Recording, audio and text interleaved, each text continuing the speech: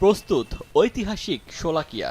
কিশোরগঞ্জ শহরের পূর্ব প্রান্তে নরসুন্দা নদীর তীর ঘেঁষে অবস্থিত শোলাকিয়া ঈদগাহে যুগ যুগ ধরে ঈদের নামাজে মুসল্লিদের ঢল নামে। এবারও এই মাঠে ঈদের নামাজ পড়বেন লাখো মানুষ। এরই মধ্যে শেষ হয়েছে ঈদগাহ মাঠের লাইন টানা, রং করা, অজুখানা মেরামত, পরিষ্কার পরিচ্ছন্নতা সহ বেশিরভাগ কাজ। প্রায় ২৫০ বছরের প্রাচীন শোলাকিয়া ঈদগাহের আয়তন প্রায় ৬ একর। ১৮২৮ সালে শোলাকিয়া ঈদগাহে ১.৫ লাখ মুসল্লি একসাথে ঈদের নামাজ আদায় করেন। সেই থেকে এই মাঠের নাম হয় সোয়া লাখিয়া, যা এখন শোলাকিয়া নামে পরিচিত।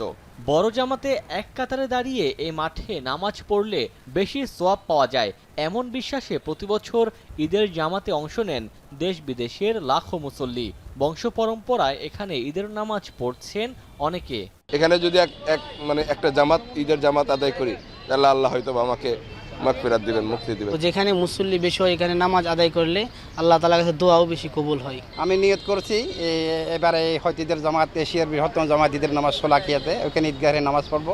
এদিকে ঈদের জামাত ঘিরে নেওয়া হয়েছে নিশ্ছিদ্র নিরাপত্তা ব্যবস্থা।